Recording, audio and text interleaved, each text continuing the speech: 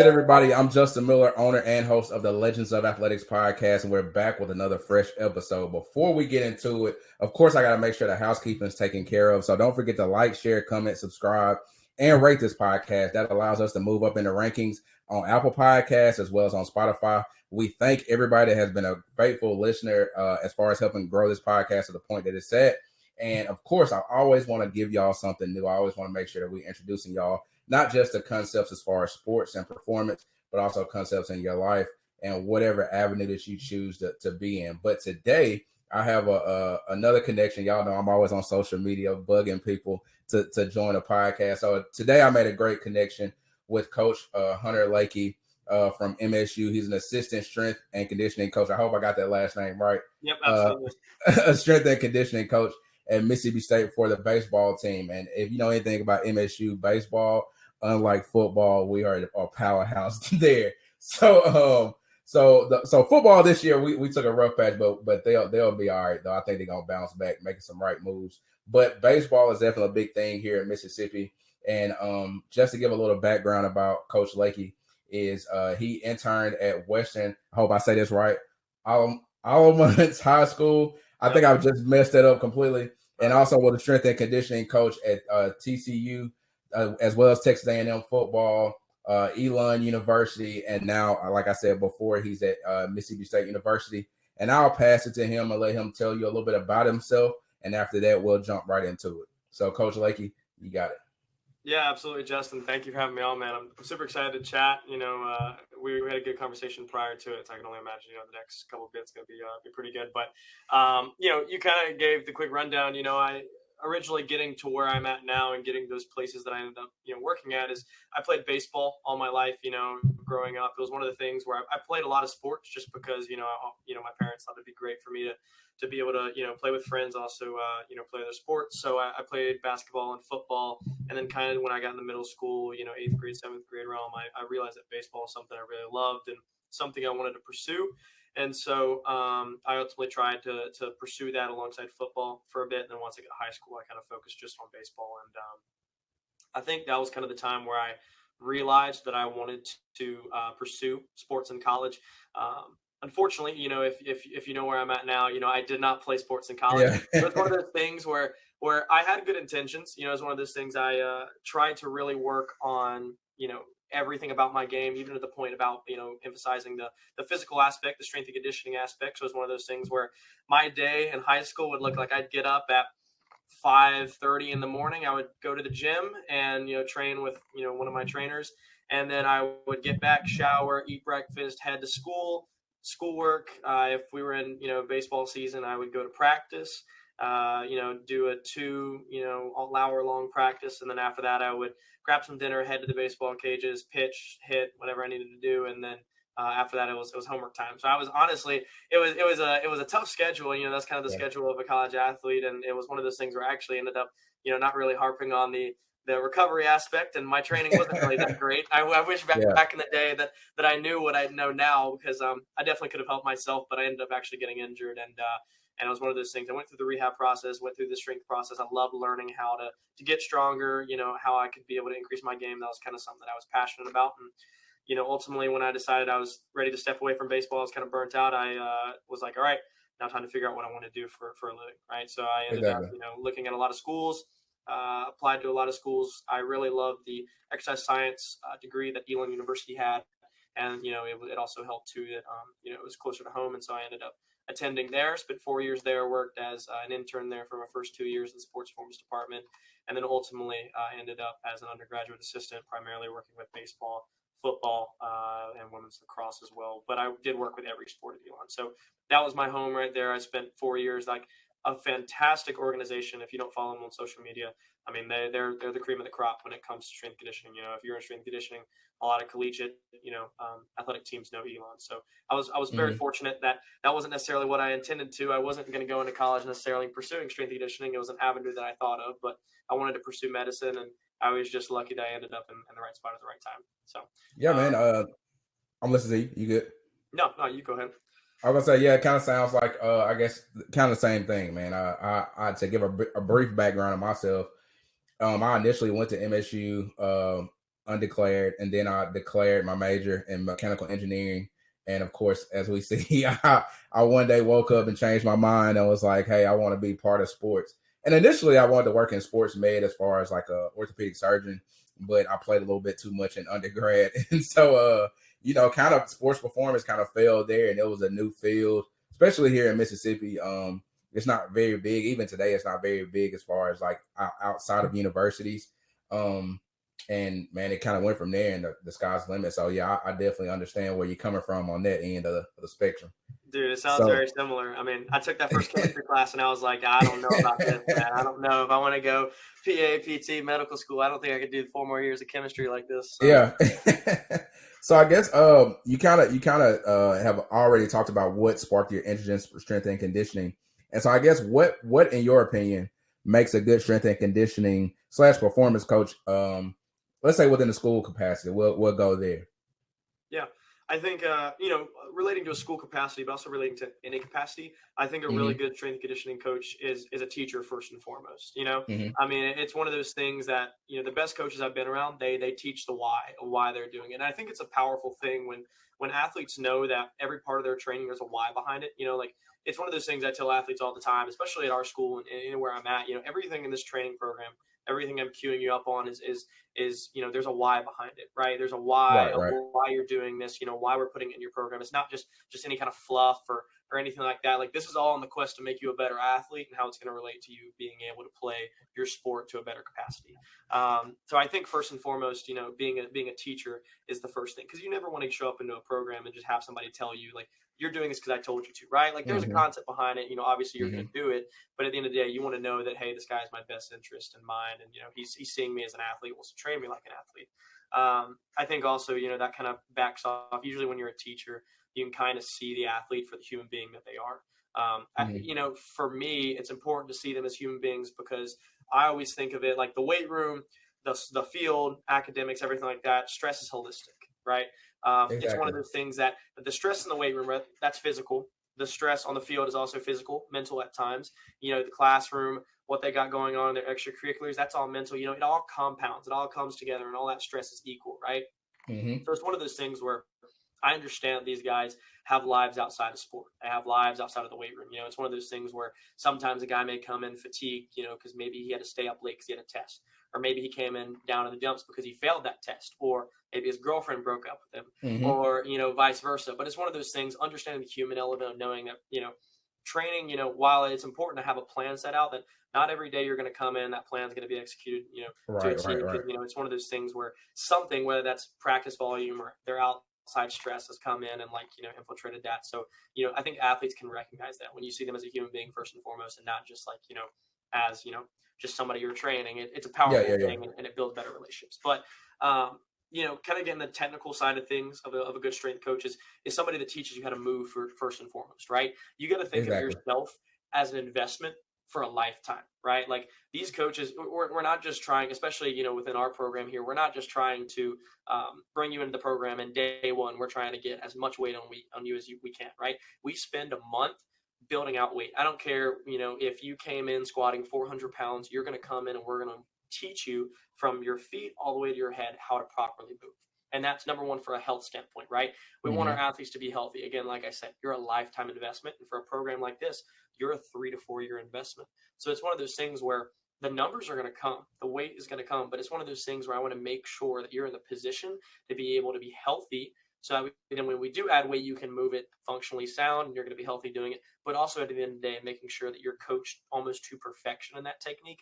There's no leaks, there's no cracks in the form that you're doing. You're moving that weight, or you're sprinting, at that speed with maximal output. There's no breaks in any kind of chain there, and you're getting the max out of it. So for me, it's a health and perfection standpoint. And that's something where, if you come in and they're just trying to, lift you like, anybody else, then maybe you should, kind of reconsider that, because at the end of the day, if you're just starting out moving, you want to make sure that you move well. I always tell my athletes, make sure if I'm treating you like I'm building a mansion, I want to make sure that the foundation of my mansion is set, right?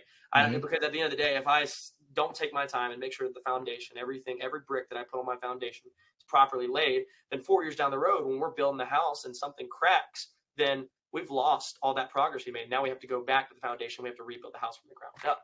You know, like it's one of those things where I just have to make sure that that's something that we really harp on in the beginning, because even though it is tedious and long and boring sometimes, it's important. It's important for you for the lifetime. And I think my last thing, honestly, is training you like an athlete. A good performance coach, they're gonna emphasize the weight aspect, the strength and conditioning aspect, super important. I just made a post about this today. When it comes to training like a D1 athlete or training like a collegiate athlete, it's important to make sure that your strength program is there.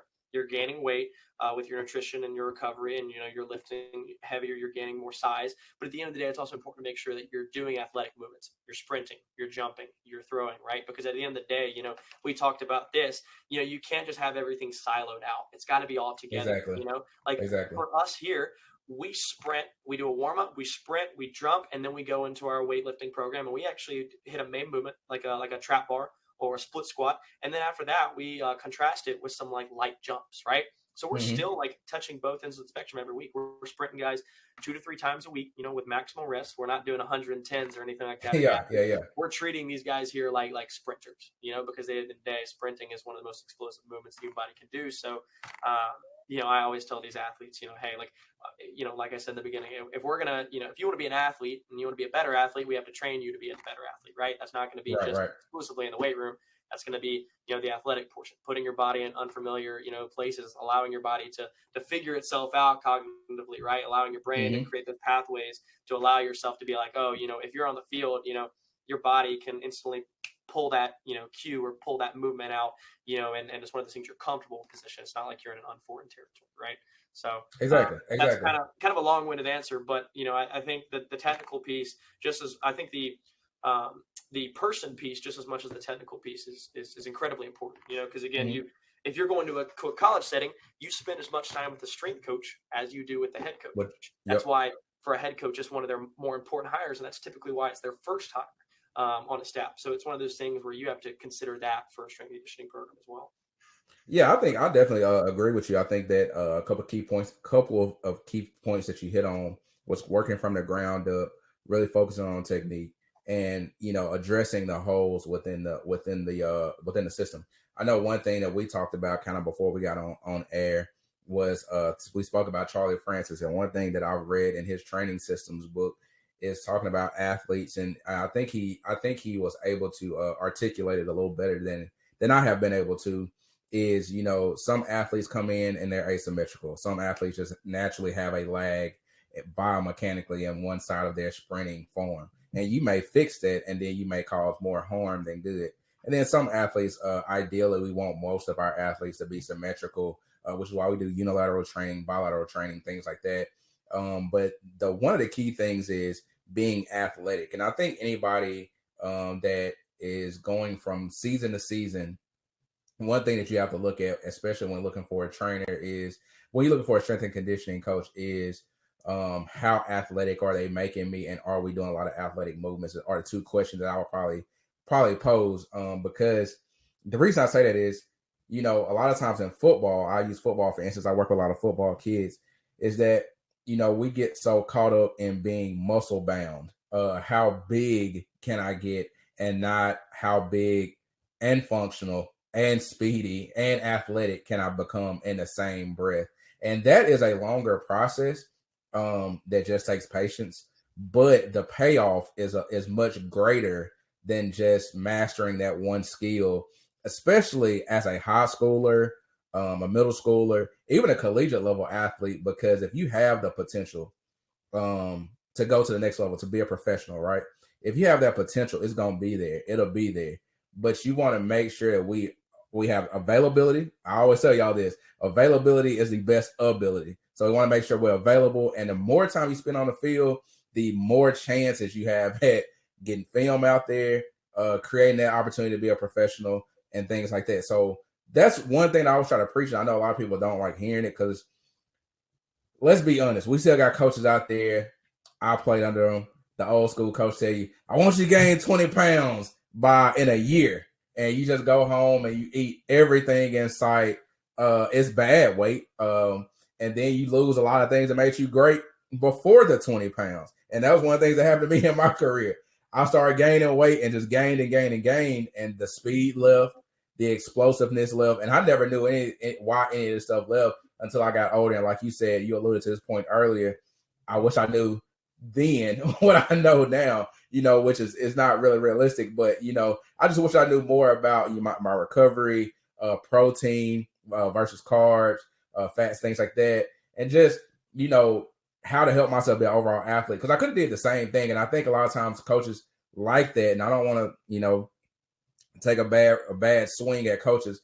I think the heart is in the right place, but the communication comes off wrong. Because 20 pounds, ideally, 10 pounds can look like 20 if it's gained right. And I think it's the look, aesthetics. It's I want you to look more like that and not actually go and do it. And so I think, like you said, going to communication with players, that's sometimes where we get mixed up, because a player hears 20 and I don't care, while the coach is like, yeah, I kind of, that's just a miscommunication that can really cause problems. Like, I mean, I don't know if you want to, if that's something that you've run into or anything like that. Oh, 1,000%. I mean, dude, it's one of those things where it's like miscommunicate. It's like you tell somebody something, especially like, an athlete, love them to death. You tell an athlete, you can tell them, we have some athletes, you tell them anything, they'll run through a brick wall for you. Right. And it's one of those things that, like, you give them a cue and maybe you just necessarily didn't like harp on it too much. And then it's the wrong movement. You're like, oh, hold on, let's take a step back. So like, yeah, 1,000%. Like, there does have to be some specifics in it. And, even the coaches I worked under, are always like, I want our guys to be bigger. I want our guys to look bigger, to be stronger, to be faster. And it's one of those things where you have to sit down a lot of times with your coach and be like, all right, like, what does that actually mean? Like, do you want exactly to physically look stronger? Do you want to be bigger? Mm-hmm. Like, you want guys to be faster, but at the end of the day, right. we're going to have to do some speed work. Right. And it's one of those things where it's like breaking it down of asking them a why, like why do you want to do that? Or what do you see from gaining this? A lot of times what you'll find is that when you ask a coach why, especially a head coach, they throw their hands up. They don't really know. It's like, oh, I've either been taught this, when I was younger, or like, they're just like, oh, I mean, like, it's it just looks good. I don't know. It's one of those things, it's something that, they don't really, think about in the long term. They're not expecting you to ask why. And, I am going to say the physical size piece is pretty important, right? It's one of those things where when I give a recruit a speech, a lot of times my big philosophy is that, like, you're going to get fast, you're going to get explosive, you're going to jump higher, you're going to throw harder, you're going to put on size and strength. But I think for the biggest thing too, like from a mental perspective, is that, like, we are going to make you bigger. Like, that's just a byproduct of the training that you're going to do. Like, you don't have to train like a bodybuilder or a power lifter. Like, just by training normally, like with a good athletic program, you are going to get bigger. And there's something to say about, like, I felt it when I played, I'm sure, in playing football, like, it's one of those things when you get in the locker room and you put on that jersey and maybe that sleeve fits a little tighter. Maybe your wrist tape fits a little tighter. It's a confidence thing, right? Like, I love on guys, like, when you're on the field and that wrist tape is a little tighter, like, you put on all, like, obviously, like your tape or your Evo Shield or whatever, like, you feel bigger and you get in the box and you have a little bit of confidence. You have a little bit of swagger to you, right? Like, that's something that's kind of underappreciated, but, like, I like that, right? So it's one of those things. Like, we're going to get you, obviously, athletic in that piece, but having that little bit of confidence, a little bit of swagger, making you feel bigger on the field. Like, this guy's about to throw this pitch. I'm about to donkey stomp this over the field, right? Like, that's the kind of confidence you want in the box. You don't want to get up and be like, like, frail and I think you can't catch up to it. Like, that's a big piece. Right. It's almost like when you step on the field, like, let's say you go from we go from year 1 to year 2. And it's almost like you have that question in the back of your mind. I didn't really do enough this off season. You never want to feel that. You don't want to feel that, because that's gonna stick with you for the whole year. Trust me. You're like, I probably should have did a little extra. We'll move on to the next one. I said, I think you kind of alluded to this one of how you became a strength and conditioning coach. We know we talked about your background in baseball. As far as, I guess I'm gonna switch this question up a little bit, right? You can tell me if you're comfortable answering it, you can go with it. So I know you played baseball. Mm-hmm. So of course, I'll say, in my perspective, being a football player and taking the helmet off and putting the hat on was quite it's still a transition of like, man, if I had if I had what you had, I would be so much better. How have you I guess what made you or as a former baseball player, how have you transitioned to the coaching ranks of watching these guys and being more of a coach than the player? The mentality, because it's two different mindsets when you're coaching versus when you're playing. Like, how have you navigated that, I guess? Yeah, no, that's actually a really good question. I think for me, when I played baseball, I was always trying to be, my teammate's biggest fan. Like, even if I didn't play a lot, it was one of those things where I was always trying to, cheer them on when we were on the field. I was always trying to be loud, trying to be there for those guys. And, I think it transitions here to when I'm a coach, being their biggest fan.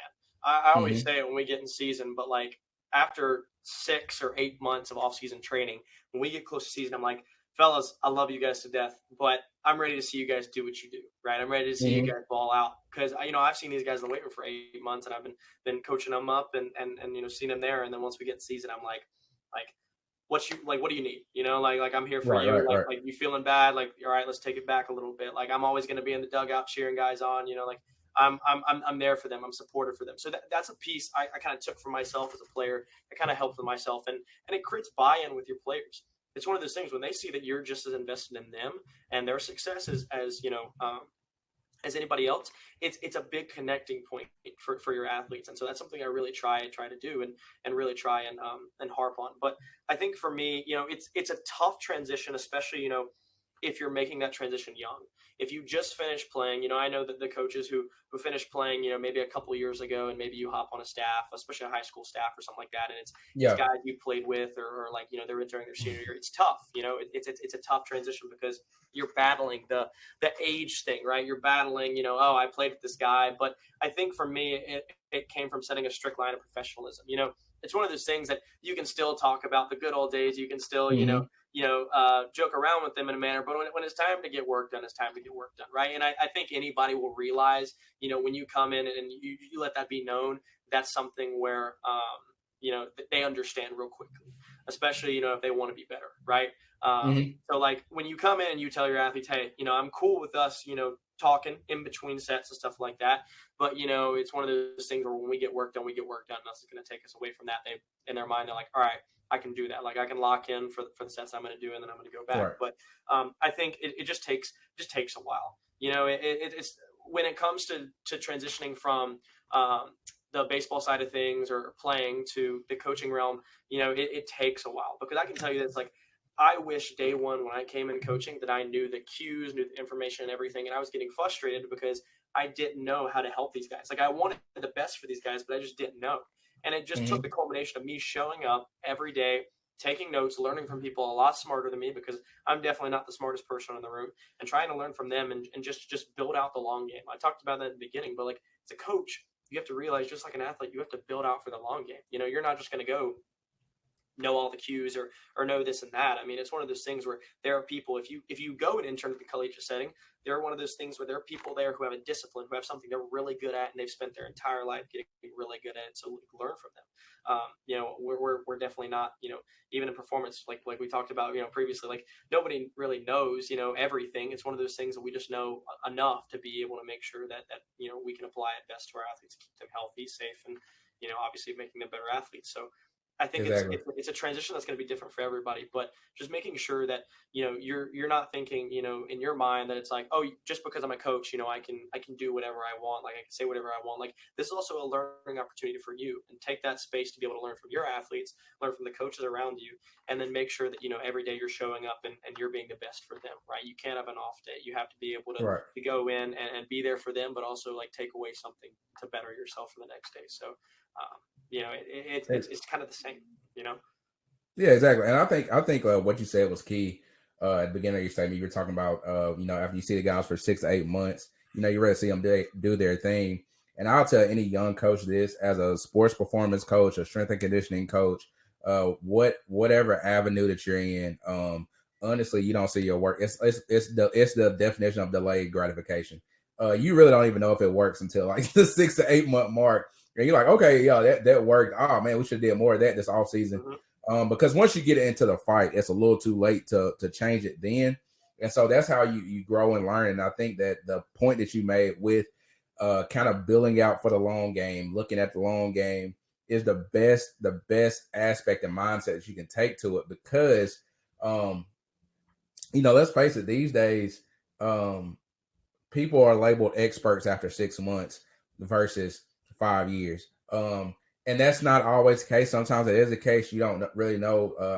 I always say there's no such thing as an overnight success, especially in the world of anything that's technical. Most time these people have studied it, learned it to a degree that may seem unknown, and then they just blow up all of a sudden. But I will say this is like in the world of sports performance, speed and agility, things like that. What we get to is as far as coaches is like, we talk about this off air, but you get a lot of influence through Instagram. It ain't Twitter anymore, but Instagram, Twitter, TikTok, and things like that. You get so much influence that it can make you feel like you're there. But then when it's time for the rubber to meet the road, let's say you have an athlete that comes in and they're needing I call it ramping up in Legends of Athletics. I call it ramping up, basically preparing to get back on the field following the ACL injury, MCL, PCL, something like that. And you get an athlete prepared to get back on the field to play. Then that's when you have to know something. Like I'm gonna be honest, completely honest. A lot of people get exposed at that point. You really don't get exposed, with anything else. A lot of high level athletes, most athletes. Again, we spoke about this off camera. And I'll say this is from me. This is Legend of Athletics. You can basically throw any stimulus just about at most athletes and something is gonna happen. So don't get caught up. Don't let your ego speak to you and say that my programming is the GOAT programming nationwide. Like if you take an untrained athlete, I'm gonna add that in there, keyword untrained athlete, it's probably gonna work. Where you get your money, where you get to where Coach Lakey is, Coach Beckham, we talked about him and some of these other guys. When you get to that high level, what you get paid for is the little things. It's the details. Can you take Kobe Bryant and make him develop a fall away jumper that's unstoppable? That's when you start tinkering with the little details. And that's what a lot of people, that's what I want y'all to take away from this podcast and this episode. It's like, it's the details in the work. And I will say, I apologize because this guy right here is, I've never met him. Hopefully one day I can get him on the podcast. My favorite all-time strength and conditioning coach, Scott Cochran, head and shoulders like in football strength and conditioning, crazy maniac. But I will say this: I had the opportunity, and this is a sidebar, but we're staying within the Florida podcast. I had the opportunity in 2000 and this is gonna show y'all my age, but 2008 to go to an Alabama senior invite camp. And he was the strength and conditioning coach there at the time. Of course, Coach Saban had just came in. And that guy's the only coach that I've ever worked out with that had me sore for days and only using a 45-pound bar. I swear to you. Like, we didn't do anything that was crazy. It was like straight up, you talk about from the ground up, that's what it was. It was a D1 workout. And it was different. So, I mean, don't get caught up all the time in moving a lot of weight. I think I did a podcast, or either I did it on my social media telling y'all about using physics when you're lifting weights, because a lot of y'all bounce weight off your chest. You do the torpedo squats. If you want to get strong, it's not that difficult. Now, there are some times where you need to ego lift, yes, and then there's times where you need to just build strength over time. And so that's just I ain't gonna say a sprinkle. That's a big pouring of what my mindset is with strength training. I don't know if you want to add to it or what. Yeah, no, I mean, you nailed you nailed it on the head. I mean, the basics for us, like doing the basics savagely well, is kind of like the calling card that I try to use with our program here. I always tell guys, it's not about what you're doing, because I'm going to be honest, everybody in the country is doing something. They're squatting, they're benching, they're deadlifting, they're doing whatever.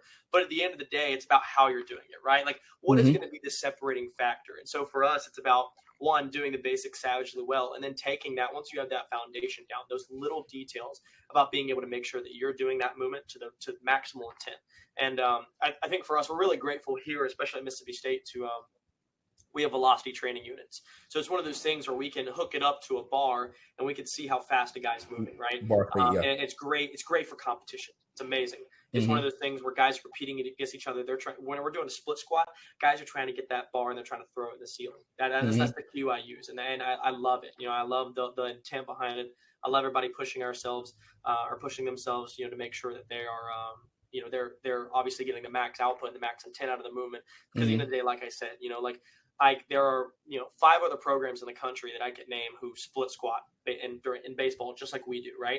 But the question is that what kind of output are they getting from it? Are they just coming in and checking a box and just saying, hey, I lifted today, right?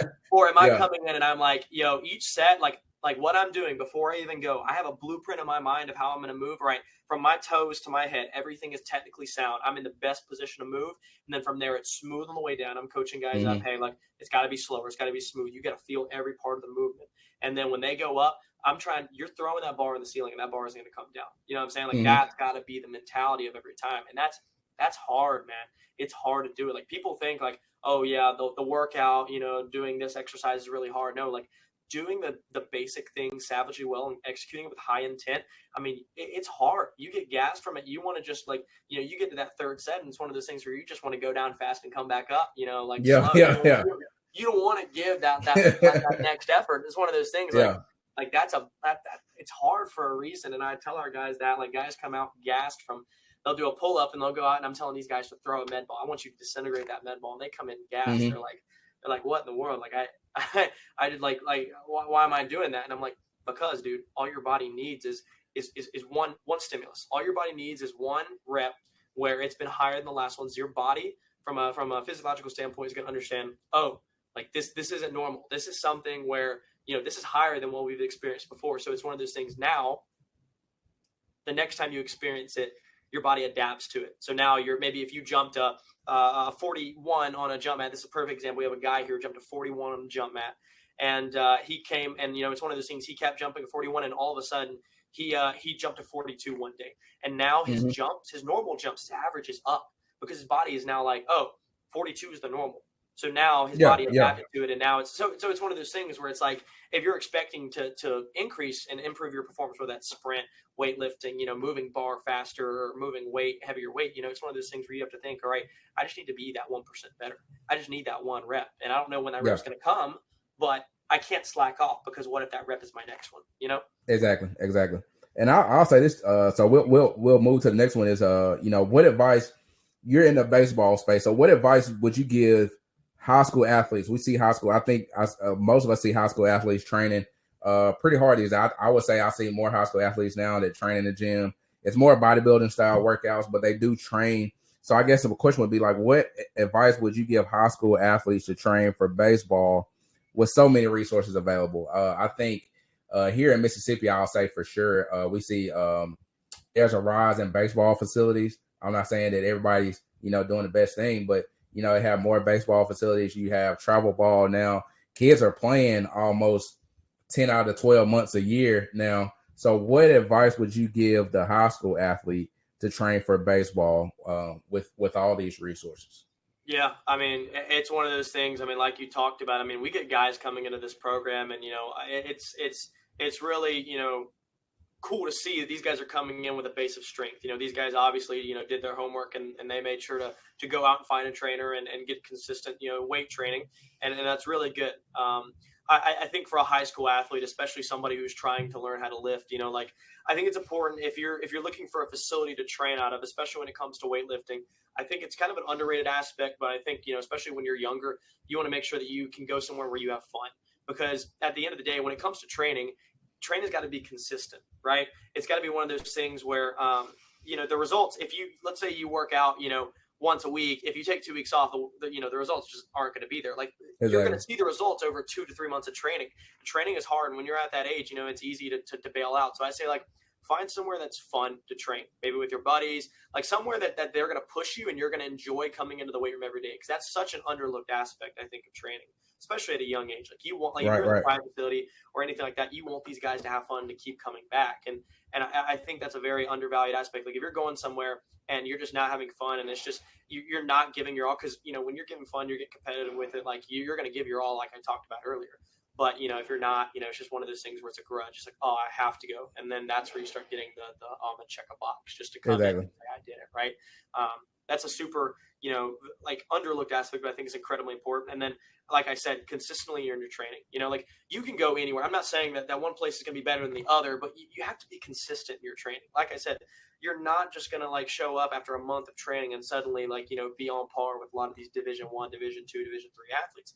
You have to do it consistently day in and day out. And that's super important. Like it just comes, like I said in the beginning, stick to the basics, stick to the long-term, the process-oriented approach of making sure that when you find a facility, you find somewhere that you enjoy going there and you can go there consistently. That's got to be your two big things. Mm-hmm. From a technical side of things, like I talked about, make sure you're finding somebody that's going to train you like an athlete and that's also going to train you from the ground up. It's going to give you the movement basis, going to teach you how to move your body and how to move it in a safe and effective way.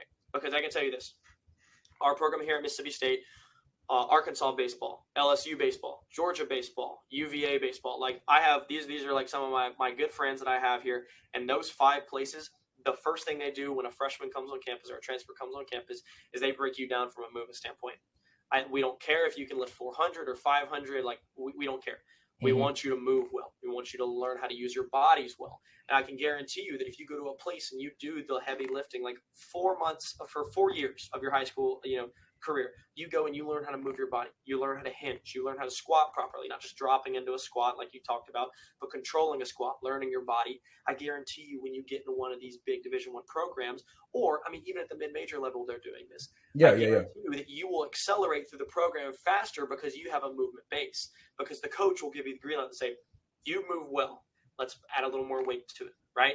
It's one of those things like, they want to make sure that again, because in these programs, you're an investment for 4 to 5 years, like I talked about. They want to make sure that you move well. So if you do the boring stuff now when you're in high school, find somewhere fun, do it consistently, and do the basics savagely well, over 4 years, you will be rewarded with that, and you'll actually be probably ahead of the curve when it comes to people who are just squatting 400 with no form, with a weight belt where their back, is bent over, and you look at that squat and you're like, I didn't look pretty good, right?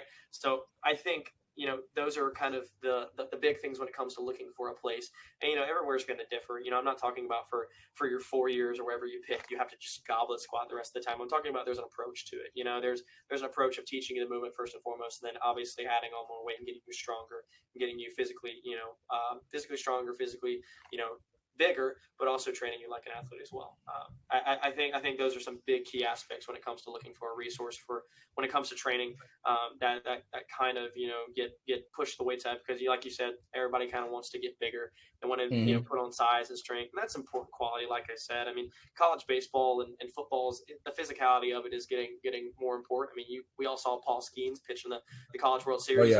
This dude's up here, he's looks like a man, and he's just in college. So everybody wants to look like that. Everybody wants to be like that. But that didn't just come from, just 3 months of training, 1 year of training. That came from, for him, for a long-term investment in his development over a long term. And then ensuring there, obviously it's a genetics piece too as well. Not everybody's built like that. I'd love to be built like that, but from a genetics piece, I'm not like that. But, it's also a development piece as well. So how would you say that training differs from in-season to off-season? Of course, I know the answer. Well, not all answers. I'm not Nostradamus, but I kind of can fill it out. But how would you say, from your perspective, that training differs in-season training versus off-season training? Yeah, our training. I know intensities are one thing, but how do you look at it? Like our training doesn't really differ between the off season or the in season, which like a lot of people are like, really? Like I'll tell to a lot of people, when we're in season, we don't maintain, we train. Arguably, we're probably going to be our fastest, our strongest, our most powerful in season, right? That's kind of a big piece for us. But the biggest thing, in the off season, what we're doing is we're putting on more volume. We're adding more sets and reps. We're trying to get these guys physically stronger, giving them the capacity to produce outputs.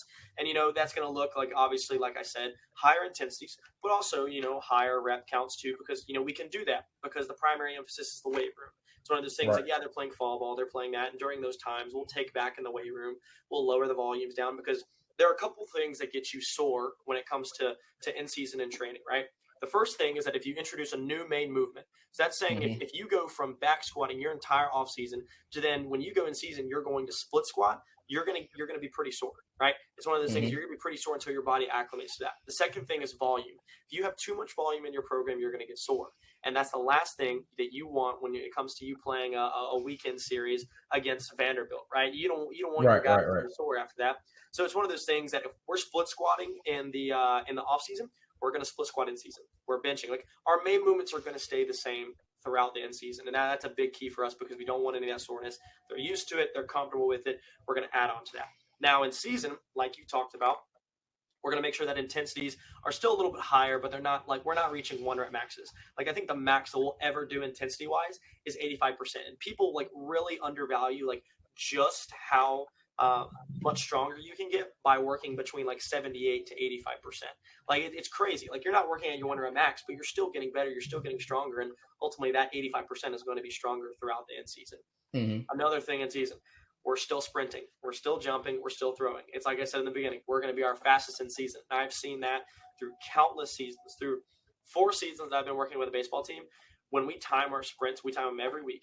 It's one of those things that we are actually getting faster towards the end of the season. So a lot of times when, let's say a team, you have them, they're just weightlifting, it's one of those things that they might probably be getting slower because maybe they're, they have the stress of game time. They have the stress of practice and everything like that, academics. We're actually getting faster. We're actually probably going to be our best come postseason time because we're making sure our guys are faster, bigger, stronger, explosive. We're making sure that, that's an emphasis for us. Additionally, too, I'll say this is that we know that there are times where we need to pull back in season because, like you said, this is a huge piece, and you touched on it.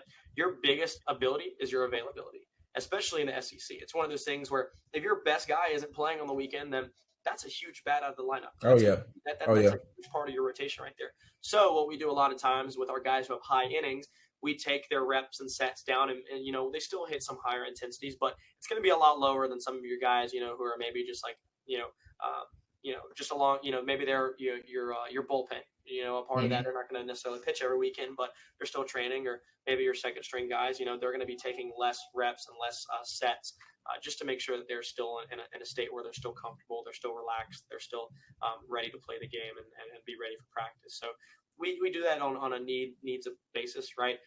Just for guys, if one of our guys comes in, he's like, oh man, I'm shot from practice. I just don't feel well. We'll tone it down, right?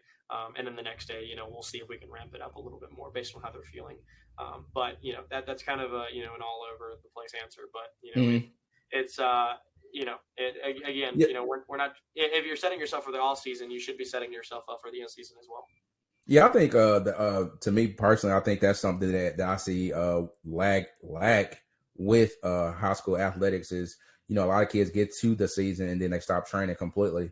Or, because of resources, coaches aren't able to continue in-season training or even in-season training to the intensity that the athlete can even, 1, benefit from it, or 2, hold what they have, what they gained over the summer or the spring semester. And then even with baseball, I know some teams now, travel teams now, are leaning more towards the strength and conditioning. But I know a lot of them are like, it's just not really a priority until they get to the D1 level where they sign on. And then it's like a shock factor because I have to actually lift weights on a regular basis. Which I guess I would ask you, what are common areas of development that you see with athletes that they don't transition well from high school or to the collegiate level due to, anything within the strength and conditioning ranks or speed ranks? Yeah, I mean, I think for us, I actually had the same question on another podcast, and it was one of those things where, surprisingly, like we talked about, there are so many resources out there for these guys to get bigger, stronger, and so we do see guys who are bigger and stronger coming into these settings. But you'd be surprised, man, like how many guys just don't know how to use their body. Where like when we take them through a speed warm up the first day, just a simple switch of opposite arm, opposite leg. Like these guys look like they're here, like they've never done it before, right? Yeah. It's one of those things where these guys don't have those connections in their brain. They don't know their body. They're big, they're strong, they've lifted heavy weights, but they don't truly know how to use their bodies in an effective manner. So I think for us, that's kind of a big limitation that I see, with a lot of these guys. And a big part of breaking down your movement for us, like I said, is teaching your body how to move properly, especially in a hinge. I mean, another thing, you'd be so surprised how many guys don't know how to properly execute an RDL, a hinge. Like it's unbelievable. Guys don't know how to separate their hips from their knees, of how to be able to just sink your hips back. And that's something that's a testament to guys getting physically stronger, but just not knowing like how to do it. So like that's something that we do harp in our program. And obviously, by doing our speed work 3 days out of the week for our speed sessions, they get better doing it. And we start off, like I said, from the bare bones. We're not adding too much intensity. We're not taking them into a 1-2-3 stick. It's one of those things where we're definitely not going to do that if these guys just don't know how to do a simple, like just switch up their arms, switch their legs, opposite arm, opposite leg. So it's one of the things we built out into it. And, the same thing in the weight room. We do the same thing with an RDL. We start off open bar, obviously teach them how to use their hips. It's very much so rudimentary, just allowing these guys to feel themselves. And we do a couple other specialty things for teaching guys how to use their body. We do a big thing for us, especially baseball players, is we do pelvic control, pelvic motor control, teaching their bodies how to, be able to stack their rib cage over top of their pelvis. Make sure that that's super important, especially for our hitters, our pitchers, being able to carry their center of mass down the mound or carry their center of mass, when they're in the box. So that's something where we try to emphasize that. It's kind of a skill piece that I don't know necessarily if they're thinking about that when they're in a box, but it's something that's applicable to the sport. And then I guess also a big thing too for us that we see, but it's not necessarily a technical thing. It's probably the habits that they have. It stems from the recovery portion mainly. Like guys who aren't used to getting 7-8 hours of sleep, or like going and eating 3 true meals a day. It's a struggle, and it's something here. The nutrition piece. Nutrition is the X factor. I tell guys, hey, we're going to train hard, but we're going to recover harder. So it's one of those things that we're on these guys when it comes to their nutrition. We have breakfast checks in the morning. We make sure guys show up to breakfast, make sure that they're getting their nutrition in. And it's something that originally it was something that guys were like, okay, this kind of sucks. But eventually, after a month or two, these guys are seeing their body weights increases, their strength numbers are increasing, guys are chasing body weight, they're excited when they're hitting their goal weight. I mean, it's one of those things where they're bought in. They're fully bought in. And it's a testament that to them, first and foremost, of them putting in the work and being disciplined enough to wake themselves up and go to bed earlier and show up and get breakfast, lunch, and dinner as well, because those are 2 easy meals you already get. Breakfast is kind of the one you missed, but that's kind of something that we kind of demand of our guys to do, is to show up to breakfast. And obviously guys are I mean, even our head coach commented on the other day. He was like, man, I'm really impressed with how good our guys look. They look stronger, they look bigger. And so it's one of those things where get in the habit early on, especially if you're a high school kid, of getting 3 meals a day, because that's going to be your biggest thing. Sure, you're training hard, but the weight room is meant to break you down. It's not meant to build you up. It's meant to break you down. That's how scientifically it works. And then you go out and you sleep, you eat, you recover, and that's where your body builds. You sleep, and your body releases the hormones that allow your body to build back up. So, like, at the end of the day, you have to make sure that your habits are there, and you're setting yourself up for success when you get into the college setting, because maybe you're not going to come to a program like here, or like another program where they're going to emphasize the nutrition aspect. They're just going to tell you, do whatever you want. But you have those good habits in place, and you're putting yourself in the best position possible, that when you're going through this developmental strength program, you're going to probably see better results because of it. Yeah, and I think you said something that's key. Sleep. Sleep is I got this book. It's by Nick Littlejohn. He talks about he's not Littlejohn, Little Hales. But he talks about sleep and naps, and I pull this book out whenever people talk about me taking naps, because I like napping. Right now I don't have any kids yet, but they're gonna be trained to take naps. But man, I think sleep is one of the things, especially now with phones, that I think that lacks a lot with and holds back a lot of the potential with sports performance training. Right now I'm doing this podcast. I got my blue light blockers on. Just a little steps, making sure I got enough vitamin D in my diet. I take a vitamin D supplement. Making sure I'm sleeping well, the quality of my sleep. I also thought, so, some nights I don't get great sleep, but then if I tell myself I got great sleep, that's a big factor as well. And it's not always, some people like for me, I know I can't sleep 8 straight, but I'll sleep 7. I catch a nap in the day, make sure I'm stacking my sleep, and make sure I can go about my day. And that's just being real. A lot of you guys, I know that y'all be up late on your TikTok, Snapchat, whatever you got going on, especially in college. I know that you up to 3 o'clock, 4 o'clock in the morning for no apparent reason. And you come in at 6 o'clock workouts, dragging. Yeah. You come in and dragging. Our guys are like, I was like, man, you look tired today. He's like, oh yeah, I know I was playing the new Fortnite update. I'm like, dude. And I guess we'll finish with this. We'll make this our conclusion. What mentality should athletes take from season to season in order to be successful? Yeah. You gotta fall in love with the process, right? It's one of those things that if you're a freshman coming on campus or you're a freshman in high school, like I said, you're not going to show up the first day and just be absolutely, blown it away. Unless you're like really good skill wise, it's going to take some time. I think I heard a stat the other day. It's like 4% of freshmen in the college baseball setting start their first year. 4%. Mm-hmm. Like that's such a low number, especially when you get the position side of things.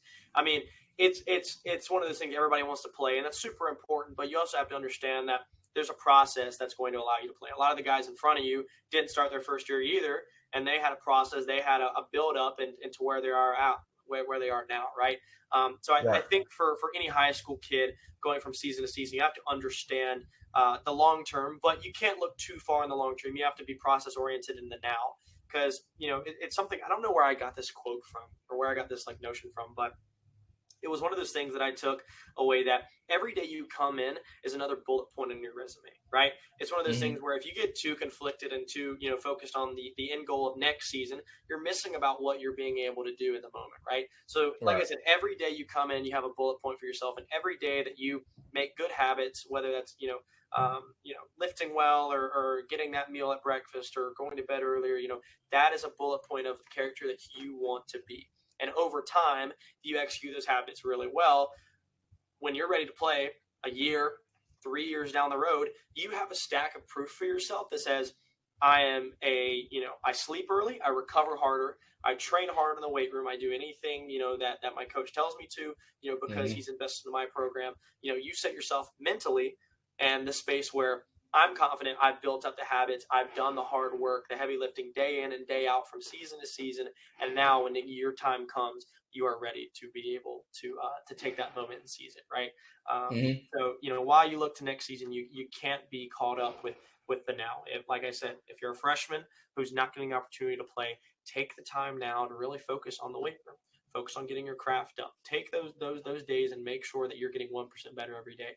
And eventually, if you do that and you have that mindset, then when you get to next season, because it'll come up fast, you'll be in the right spot. You'll be in a better spot than where you were when you started from the previous season. And that's a testament to a lot of guys just never being satisfied with their training and how they develop. Don't be satisfied with just how you played that year. Always chase perfection, even though you'll never get perfection. My guys will never lift to perfection, but that's the goal in mind. I'm always going to be on. I'm always going to make sure that they're moving right. That's a testament. A lot of guys who are perfectionists and people who chase perfection are pretty good competitors, and they push themselves past their limits and do things that are going to make them uncomfortable, that are ultimately going to benefit them in the long run. So stay consistent in the now, stay consistent in the present, get 1% better, build on that resume, so at the end of the day, you have a good stack of proof for yourself come next season. Oh yeah. Well, man, we appreciate it. I thank you for your time, Coach. I know we've been at it for a while, but I appreciate the time. I don't take it lightly. Thanks for answering the DM, and man, I look forward to linking up with you soon. Especially exchanging material, just learning more about the sports performance and strength and conditioning side of things. Something that I kind of look at with any of you that are listening to this podcast is just like you forever have to be a student.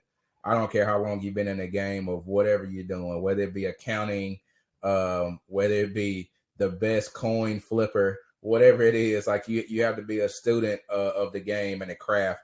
And sports performance, like Coach Lakey alluded to earlier, is only 50 years old. So a lot of things that we're learning now are probably concepts from, I would probably say off the top of my head, and I haven't looked this up, so don't quote me, but I would probably say concepts from 20 to 30 years ago. That's just from the history, and then learning new things today due to the technology, such as the trainers where you can check out bar speed, where you can look at patterns, movement patterns and things like that, which are enhancing what we are able to do today. And so just always be very cognizant of the process. Look at how you're going through the process with whatever trainer that you're using, whatever coach that's coaching you to do whatever it is you're doing. I know I've seen on social media, I cannot remember the guy's name, but he had this girl, little girl actually. She was doing quarter squats with like 500 pounds on her back. And as soon as it was over, she grabbed her back. I follow Challenger Strength. He always has some pretty good videos. And she grabbed her back. And, just little cues as far as like making sure you got tension in your hamstrings whenever you're deadlifting and not a lot of slack in your back. Things like that, and understanding that will help you when you get to the next level to understand what they're saying. Because I know a lot of times, again, in high school, I'm going to use a lot of y'all athletes.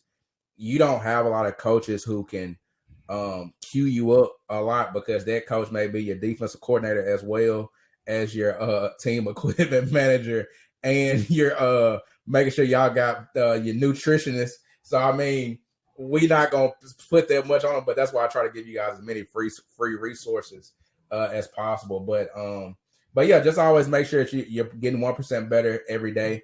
That does not equal perfection. I'm going to keep preaching that. It's just 1%. And after you see that, and after you continue on that path, you'll see it start compounding, and you'll be the best athlete possible. So again, thank you, Coach Lakey. And we appreciate it, man. Yeah, Justin, appreciate you. Let me come on and talk some shop, and we'll stay in touch in the future. Oh, yeah. As always.